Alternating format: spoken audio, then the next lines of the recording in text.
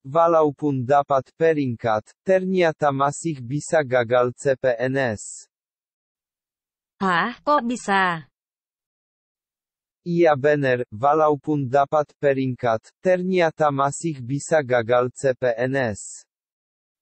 Bagaimana ceritanya, Bang? Penasaran aku. Oke, simak baik-baik ya. Halo guys, welcome back. Kali ini kita akan bahas mengenai hal-hal penting lainnya mengenai pengadaan CPNS berdasarkan Peraturan BKN Nomor 14 Tahun 2018. Kalau teman-teman cari perihal apa saja yang dapat membuat tidak lolos seleksi administrasi CPNS, mungkin sudah banyak.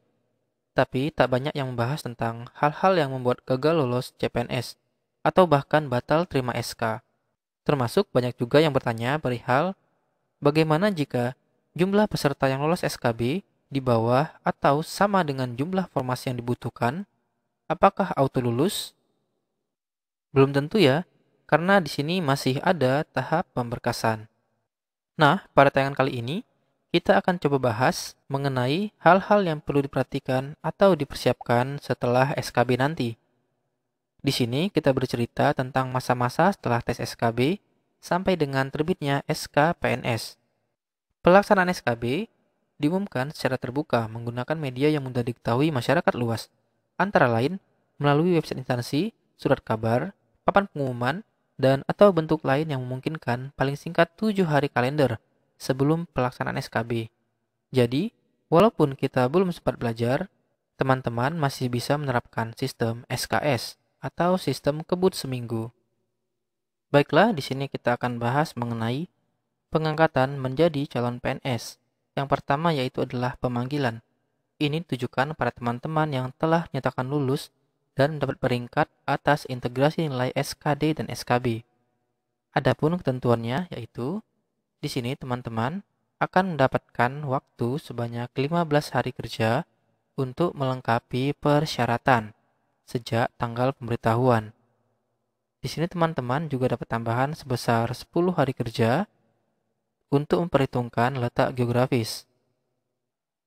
Namun di sini yang menjadi catatan adalah paling lambat. Artinya, bisa saja ketentuan yang ditetapkan lebih cepat dari waktu 15 hari ditambah dengan 10 hari ini. Selanjutnya, apabila sampai dengan batas waktu yang ditentukan tidak dapat dipenuhi atau tidak dapat dilengkapi, maka peserta seleksi akan dianggap tidak memenuhi syarat atau dengan bahasa lain adalah tidak lulus. Dari sini kemudian akan muncul pertanyaan mengenai apa saja sih persyaratan yang diminta berdasarkan Peraturan BKN Nomor 14 Tahun 2018. Oke, mengenai syarat-syaratnya yaitu yang pertama, peserta CPNS yang dinyatakan lulus wajib menyerahkan surat lamaran yang telah ditantangani dengan tinta hitam sesuai format yang telah ditentukan. Nah, untuk syarat ini yang dicek diantaranya pertama, keabsahan surat lamaran dengan ketentuan diisi dengan format yang telah ditentukan oleh Panitia Seleksi Nasional Pengangkatan PNS dan kemudian ditantangani oleh peserta seleksi yang bersangkutan. Berikutnya, fotokopi ijazah atau STB yang telah dilegalisir oleh pejabat yang berwenang sesuai dengan kualifikasi pendidikan dan tugas yang ditetapkan. Di sini, yang dicek adalah kesesuaian kualifikasi pendidikan dari peserta dengan kualifikasi pendidikan yang telah disyaratkan, termasuk akreditasi dan penyetaraan jika dari luar negeri. Syarat berikutnya yaitu daftar riwayat hidup yang ditantangani oleh peserta dan bermaterai, yang formulirnya ada di SSCN atau dari website lain yang telah ditentukan oleh panitia seleksi. Nah, di sini yang dicek adalah kebenaran data dalam riwayat hidup dengan ketentuan antara lain yang telah ditulis sesuai dengan ijazah, surat pernyataan, bukti pengalaman kerja jika telah bekerja sebelumnya, dan data lain sebagaimana yang telah dipersyaratkan. Selanjutnya yaitu surat keterangan catatan kepolisian atau SKCK yang diterbitkan oleh Kepolisian Negara Republik Indonesia. Di sini yang dicek yaitu pertama, diterbitkan oleh Kepolisian Negara Republik Indonesia. Yang kedua, SKCK tersebut masih berlaku sesuai dengan jangka waktu yang telah ditentukan. Berikutnya yaitu adalah surat keterangan sehat jasmani dan rohani dari dokter yang berstatus PNS atau dokter yang bekerja pada unit pelayanan kesehatan pemerintah. Di sini yang dicek jelas adalah tentang dokter yang berstatus PNS atau dokter yang bekerja pada unit pelayanan kesehatan pemerintah. Sedikit cerita tentang tes kesehatan jasmani dan rohani. Di sini untuk tes kesehatan jasmani akan ada 3 tes. Yang pertama yaitu adalah tes darah rutin. Yang kedua itu tes fisik, biasanya berat badan, tinggi badan, dan juga tekanan darah, termasuk penglihatan. Dan yang terakhir adalah ronsen untuk toraks. Sementara untuk rohani ini nanti akan ada ujian psikologis. Selanjutnya yaitu surat keterangan tidak mengkonsumsi atau menggunakan narkoba. Nah, di sini sudah jelas juga yang dicek yaitu pertama ditantangani oleh dokter dari unit pelayanan kesehatan pemerintah atau pejabat yang berwenang dari badan lembaga yang diberikan kewenangan untuk pengujian zat narkoba yang dimaksud. Untuk syarat terakhir yaitu surat pernyataan yang formulir isiannya disediakan oleh pejabat yang secara fungsional bertanggung jawab di bidang kepegawaian. Pertama, formulirnya tidak pernah dipidana dengan pidana penjara, tidak pernah diberhentikan dengan hormat atas permintaan sendiri, atau tidak dengan hormat sebagai calon PNS atau PNS TNI Polri, atau diberhentikan tidak dengan hormat sebagai pegawai swasta, termasuk pegawai BUMN atau BUMD. Nah, jadi di sini buat teman-teman yang sekarang statusnya masih bekerja, nanti begitu dinyatakan lulus sebagai CPNS, agar teman-teman tetap menjaga hubungan baik dengan perusahaan lama dengan cara resign dengan baik-baik.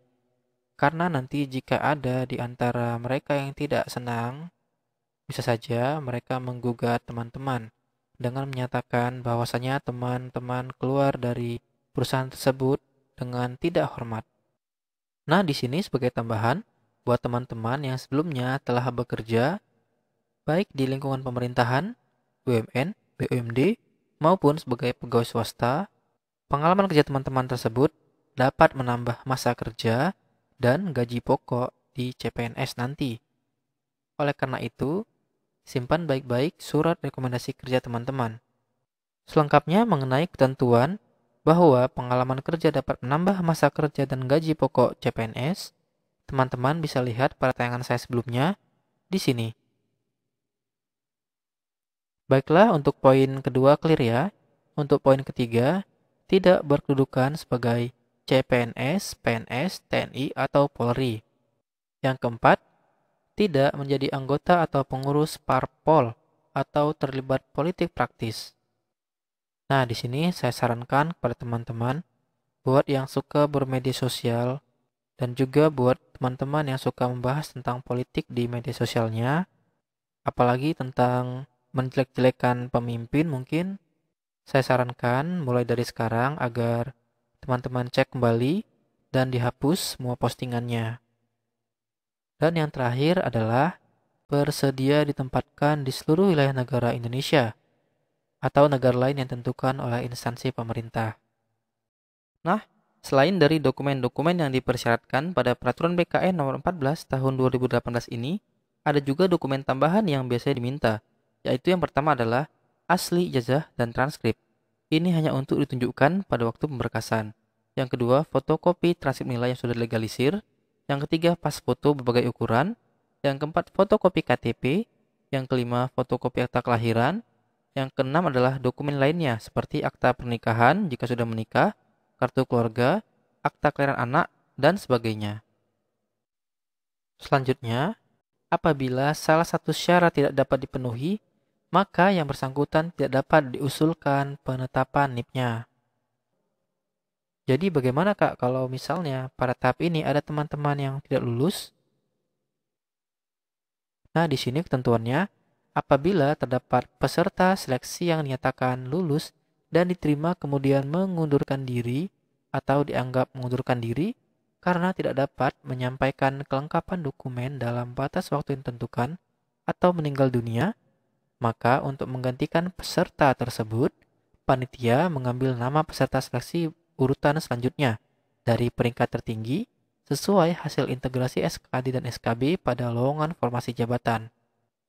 Ini pernah terjadi pada instansi saya, tepatnya pada rekrutmen CPNS semasa saya dulu, yang mana dari 100 formasi, 1 orang mundurkan diri, sehingga diambillah peringkat selanjutnya yaitu peringkat 101. Memang kalau rezeki nggak kemana ya. Baiklah, sudah jelas ya.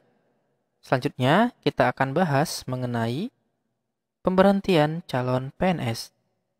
Di sini saya sudah buatkan dalam bentuk tabel yang mana ada 3 bentuk pemberhentian CPNS. Yang pertama dengan hormat, yang kedua dengan hormat tidak atas permintaan sendiri, yang ketiga tidak hormat. Dari ketiga bentuk ini, menurut saya semuanya sama-sama buruk. Jadi buat teman-teman semua, agar dijauhi ya segala kriteria yang mengarah kepada 3 hal ini.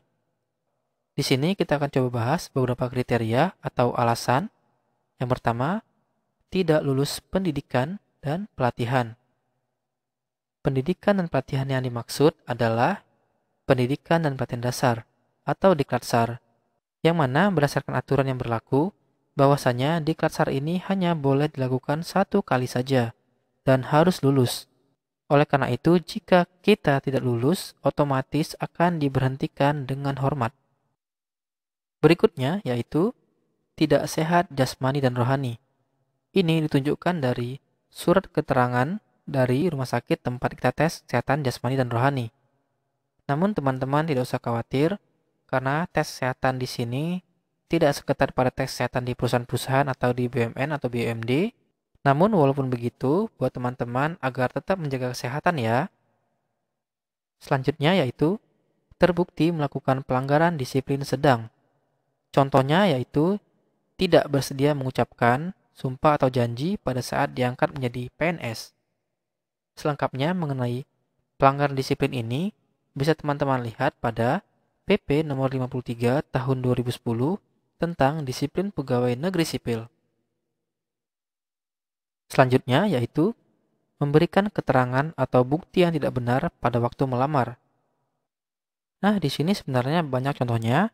Salah satunya seperti yang tadi saya ucapkan sebelumnya, buat teman-teman yang saat ini masih bekerja, agar tetap menjaga hubungan baik dengan tempat teman-teman bekerja, dan juga nanti ketika teman-teman diterima menjadi CPNS, agar melakukan pengunduran diri dengan baik-baik, sehingga nanti teman-teman tidak dapat digugat oleh orang-orang yang iseng atau tidak senang pada teman-teman.